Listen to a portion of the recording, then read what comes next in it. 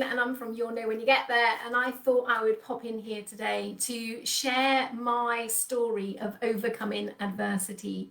Just want to start with a quote from Wayne Dyer. When you change the way you look at things, the things you look at change. It's a quote that stayed with me for a very long time, and you'll understand the reason why. So this talk is you get what you focus on. And if someone had given me this advice many years ago, maybe I wouldn't have lived the life I had, but I don't live with any regret. So I do a talk, and I talk about heavy baggage, and we carry this around. Now that heavy baggage is a metaphor for the things that we choose to kind of hold on to in our mind or in our brain. And so that's one thing that I just want to talk about. The other is about the past. It's called the past because there's a reason it's in the past. And so I want to share a little bit about how I've kind of moved from that as well. And the other thing is about perception and how people see you. So some of you may have heard of the iceberg theory, kind of what's above the waterline and what's below. And one of the things that you'll probably notice as I'm talking is you'll be making a perception of me. As I'm talking now, you will be looking at how I look and how I speak and how I show up. And that's really important as well, because what you don't know is what's underneath that surface. You don't know anything about my day before today. So I'm 47 years old. And so I've lived a life of 47 years with lots of baggage. So it's important to recognize those things and how we show up in the world. So I'm going to be sharing my story to open your mind and hopefully just to kind of maybe plant a seed. You may be going through something similar as to what I faced, or you may in the future. I hope you don't. But it's preparing you. Life is full of adversities. Every day we face new challenges or issues, or we can turn that around and see it as an opportunity. So this is my story. So if I was to kind of rewind the clock back to 3 years ago, roughly, I was working in a corporate world. I was married with my daughter. To the outside world, everyone saw me as a successful professional, had everything together, was living the perfect life, and it was so far from the truth. I was actually quite suffocated. I was lost. There was lots of things going on. And I think one of the points that I kind of make quite a lot around this talk is, are you living your life? Or are you living somebody else's life? So one of those things that we do where we show up in society as should. We should do this because our parents said this. We should do this because our partner says this. That word should is a very damaging word in our vocabulary. And from this day forward, I never use it. I'm using it today because it's part of my talk. But please remove it.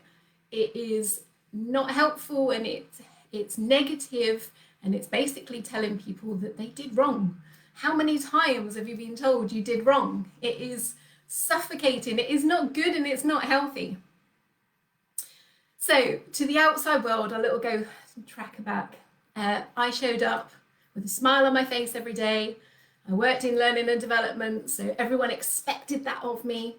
I couldn't ever share that I was emotional, or I had all these emotions bottling up inside me. And so I was giving a false impression. I wore a mask. And I don't know how many of you do that. So really think about, how do you show up? Are you the real, true, authentic self? Or are there things going on underneath that you just don't share? But people will pick up on it. Our body language, our facial expressions do tell a story.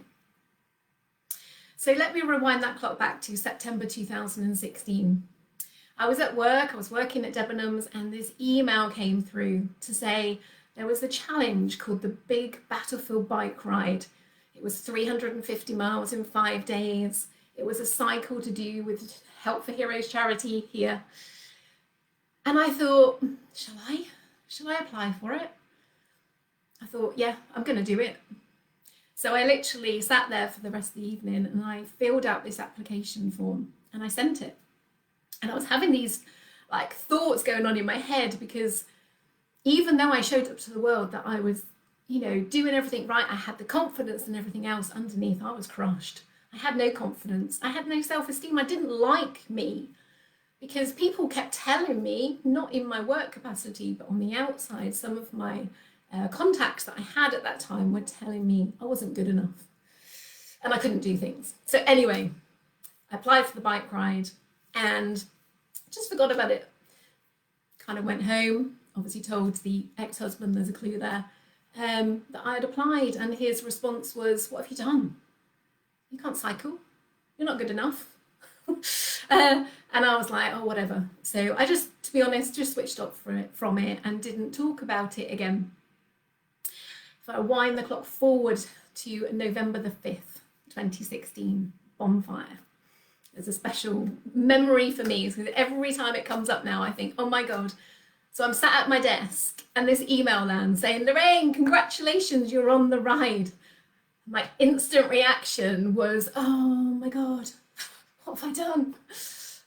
But then almost instantly, I had this slightly different feeling inside of me, which was, someone has belief in me. Someone's given me an opportunity. And so I embraced that and I grabbed it. And it made such difference, because I thought, I've got something here. I used to be quite a champion in sports, but I'd lost it, a little bit like some of the other childhood things that we lose over time because we're told and we're kind of suffocated over some of the things in life. We have to show up in this certain way. So I went home, told the ex-husband, again, clue there. And he said, "What have you done? You're not a cyclist. You're not even fit. You're not going to be able to do this. You'll change your mind." The kind of talk pretty much that happened throughout most of our marriage. But something different happened inside of me, because I stood my ground and I said, "I'll show you. I can and I will do this." So from that day forward, I went out, I spoke to cyclists, I spoke to people that had done this bike ride before. I went into the cycle shops, I joined cycling groups, and I got on my bike. Initially, it was on a turbo trainer with the wood burner going in the lounge, because I thought I would have to, really prepare for extreme temperatures, all that kind of stuff. But anyway, I did the training. I didn't do all of it. I had those moments, when you're on your bike, your feet are clipped in and you fall off, but you get back on. I'd fallen off it. I went over the handlebars. But do you know what? I was determined. I was focused. I had in my mind, I'm here to ride. I want to do this for myself. I have something to prove to myself, no one else. So really think about, what is it you want in life, and what are those sometimes fears or challenges that you're facing that actually the other side of it is what you really want in life. So I started flipping every time I heard negative comments, negative vibes, things like that. I flipped it around to see what was the actual message I was receiving. Because in every interaction with people, generally speaking, there's a message in there. They're projecting and they're telling you something that actually is a huge lesson. So really think about that next time, whether it's the body language or the words or the thoughts or the actions. Sometimes it's a clue in there that you just need to grab and do something with. But I had that whole feeling in me that I was out to achieve. So if you imagine I'm doing my training and everything else, I'm in a really great position. So we got to the place in September 2017, the day arrived. I arrived in a place called Tournai in France, and basically the bike ride was going to be 350 miles over 5 days, finishing in Arnhem in Holland. My mind was set on this, I'm here to ride. Big clue there. What is it that you want to achieve? If you put the focus in there, you will be driven to it. And if you start to not listen so much to the negativity and spin it, you'll be able to achieve far more too. So I'm there on the ride. The weather is not as great as it's meant to be, but hey ho, I can't control that. The things I can control are within me. So first day on the start line, we all go. It's 250 riders, and something happened on the first day. 19 miles in. If any of you are cyclists or have done a cycle before, you pretty much have a lead person that tells you if the road is clear, they shout go, or if not, they'll tell you to stop. So I'm going up this quite long hill. It's not steep, and the guy in front of me is obviously approaching this junction. As he gets to the junction, he goes and he shouts, go, go, go. So I get pedaling as fast as I can to the hill. And at the very last minute, he shouts, stop.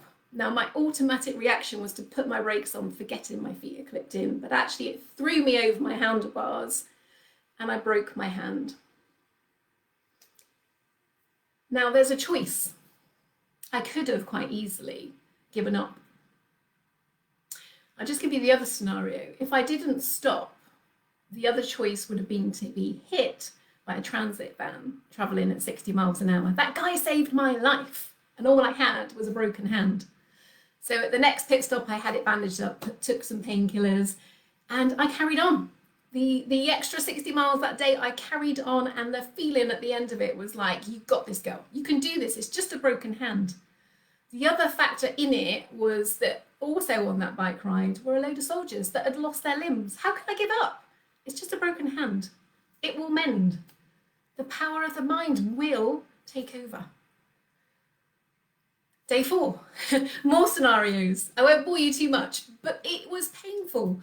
But my mind was focused, I'm here to ride. I want to achieve this. I want to push myself so that I know that I can achieve these things, because somebody in my life before was telling me I wasn't good enough, I can't do things, I don't have the confidence. And I needed to prove to myself that I wasn't that person. So I went through everything. Now imagine, it's day 5. We've done our 50 miles, which was the nicest day. And I crossed that finish line and I get given this. The feeling is undescribable. I did it without the baggage. The mind is so powerful when we train it and program it to focus on what we really want in life. Josh, one of the guys that did the bike ride with me, he did the whole bike ride with just his left arm. How could I give up with just breaking my hand? Sometimes in life we put things off, we procrastinate because of fear, because of a little bit of pain. You've got to overcome this, because honestly, the difference is the life you want. Now, something really magical kind of happened on my bike ride, and I want to show you something. Now, hopefully this will work. I'm just going to light a candle and I won't set the room on fire. Okay, so you can see this. And a candle.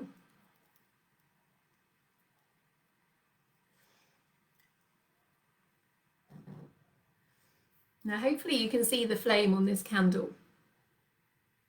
This is when life is nice and comfortable and everything is great. And sometimes we get little things that just go on and they make us wobble, just like this. If you notice, the candle just keeps coming back up and centers and grounds. I'm just going to pour some water just onto this plate. I want you to imagine that this water is all those circumstances, challenges, issues, stuff that people feed into your mind that's not particularly healthy. And what happens over time is, imagine it's like a vacuum. So your flame that was brightly shining, just because of external influences, over time, just gets blown out and you become suffocated, lost, and potentially, like me, very depressed and suffering with PTSD. Now, I could have stayed within that victim mode, but it wasn't me. The bike ride changed and saved my life because I did a check-in. I realized that because I was free, away from that environment, suddenly I was in control of how I wanted to feel, how I wanted to listen to other people. And I started listening to my own voice, because we are always listening, and that is so powerful. So I want you to really think about checking in on yourself right now. What is going on for you right now in your mind, and how are you really feeling? How are you feeling? That past is in the past. Now leave it in the past. And know that it's because of the past you are the person you are today. Take that pause and just reflect. And then you have a choice. I have these 3 choices that I make every single day when I think that things are a little bit tough. I either accept it, I change it, or I let it go. But the past is always in the past. It's how I am who I am today. Without it, I wouldn't be this person. But when I wake up every day now, I have a mission for me. And then I can give to the rest of the people around me. The doctor said to me, after my bike ride, I hit a low. Because when I got home from my bike ride, I went home and I told the ex-husband, I don't love you anymore. You are the reason that I was the person I was before. And I am not living your life. I'm going to live mine. And unless things change and you start respecting me for the person I am, our marriage is finished. Our marriage ended. And after 6 months of painful trying to deal with everything, plus my boss leaving and me having to do 90-hour weeks, the world become more suffocating. The reason why is because the trauma and the grief that I held in my body and mind was excruciating. And suddenly all that compressed or suppressed emotion suddenly went whoosh. The tears didn't stop. I couldn't see anyone. I needed time. I needed to take a stop, a check-in on myself massively. So when we make these big changes in life, and if you are going through this, just know that sometimes things will get even worse before they get better. But it's worth it. To have your life back is the gift that no one else can give you. I was actually signed off work for nearly a year. That took that long for me to recover after a whole lifetime of living somebody else's life and being told I wasn't good enough. I am good enough. It's a powerful story, and I want to share because I know that there will be other people that are living either similar things to me or to others. When I started journaling about the experiences I was having every single day, I noticed a pattern, and those patterns were my keys to success. What did I want in life? What do you want in life? Why? What's the reason or the purpose in life? For me, it was simple. I want to be me. I just want to be me. I want to be happy. I want to be free to make the choices for me. And why? Because I had the realization I was controlled for all of my life. Life is short and tomorrow is never guaranteed.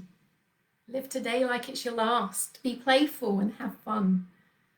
And remember, for every second that you're either angry or sad or frustrated, you lose 60 seconds of happiness.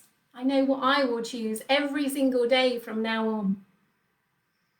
And how did I change all that? I looked at the past, I looked at the present, and I looked at the future. Now, most of the time when we look at the past, it causes us that rumination where we can sometimes feel a little bit dead and, oh, I didn't like my past. The present can be a little bit anxious because we're not liking who we are, and the future can be quite worrying. But actually, for me, I had that epiphany moment. My past made me who I am today. Everything, every gift I was given, every trauma, every stress, whatever it was, I overcome it. We're facing adversity every single day of our life in this corona situation right now. What is it we can control? And let the other people control what's going on. Because when we can control what's going on in here, we will get through the days. Because there's always opportunities. Some of the biggest successes come out of things like the situation we're in right now. So remember, the adversities in life build the resilience for the future. It's quite powerful. Some of the things now that I do and I live by is I have my values: freedom, choice, and love. Every time I make a decision about my future, about my present, does it fit my values? And I stand by that and I live by it. My clients know that. My family and my friends know that. My partner knows that. Every day we will be faced with new things and new challenges. Now, would you step out of your comfort zone to create the life you want, even if it feels a little bit scary? Because what happens is when we don't go out of that comfort zone, the same thing happens. We go in this insanity loop in our mind. We just face the same situations. We have the same people drawn to us. So please think about what is it that you can do, because confidence is built only by taking action. You can't just watch this presentation and just go and do something. You've got to take the action, and small steps lead to big gains. So what is that small step you can do today to recognize where you want to go in your future? One of the other things that clouds us is the news. I decided a little while ago that actually, yes, I do need to be aware of what's going on in the news, but I don't want it in my mind all the time. I don't want it to consume me. So think about, what is it on a daily basis that you're listening to, whether it's the people around you, whether it's the news or your social media. Is it draining you? Is it taking the energy away from you? Or is it encouraging and supporting and motivating you? When you change the lens that we view the world through, we start to notice a very different view. And so I focus on the good life. I focus on the positivity. And when negativity comes my way, I give it a good whack and get a room. So using the power of this mindset, your tool, your brain, it's the most complex organ in our body, but the most powerful one when you realize how to use it. Flip that switch. And know that each day you'll grow stronger. Resilience is only overcome by you changing. It won't just come at you.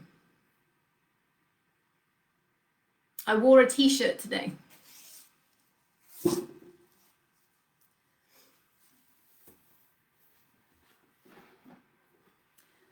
change my lens slightly. This is me t-shirt. This is me, Lorraine, the real Lorraine, not the one that was hiding behind the scenes with the smile but crushed inside. Show up as you, be authentic, be you, be more you, whatever your name is, whoever's watching today. I can see that Danny's watching and Nissar. Be more you. What steps can you change to be more you? The feeling when you live your life is incredible. The energy changes. No one is blowing out your candle. You're going to make it as bright for the world to know you are there and you exist. Gandhi has a quote: "Don't allow other people to walk through your mind with their dirty feet." 9 years ago, I was told that, but I didn't take action until 4 years ago. So planting seeds, sometimes they don't grow until a little bit later. So is there a moment in your life where you maybe heard a quote, maybe you heard somebody talk, and that gave you enough to take action? We have one life. Live it.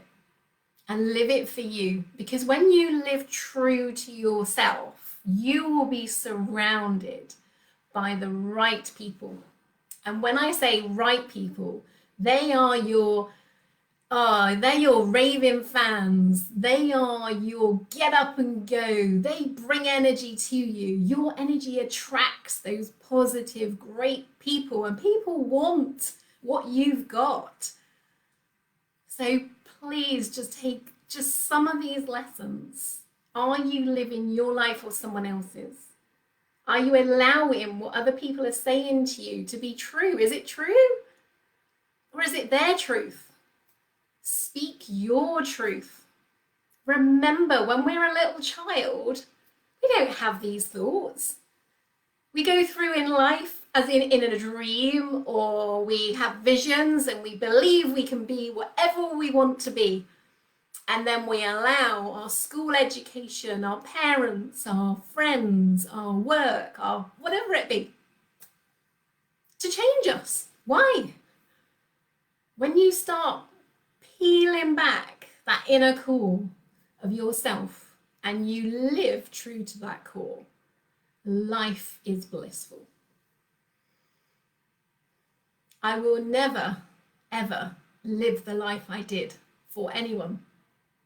So take that control, go and buy a t-shirt and start living true to that, because the results are profound. Some of you may have heard of the term bucket list. I don't know if I like the word bucket list, but things you want to achieve by the time you're 50 or by the time you go in a wooden box. Now, I achieved everything on my bucket list in 1 year when I was not controlled. Every single thing. There was 50 things on that list and I achieved them. One of them was overcoming the fear of heights by doing a skydive at 15,000 feet. My God. We're only born with 2 fears, so I had programmed myself to have a fear of heights. How ridiculous is that? You are in control of the most important organ in your body. My question to you is, how do you want to use it? Love yourself first. I can sit here now and wear this t-shirt and know that I do love myself and accept myself for who I am today. And I can then share that love with everyone around me, including my partner, my daughter, my family, my friends, and my clients. Because if you don't love yourself, it's very difficult to love others. Because what we do is we look through the wrong lens and we start feeling jealous. We compare ourselves to others. So put the t-shirt on, put the smile on, but for the right reasons, and know that this is your brain and you are the operator. I wish you all the success in the future.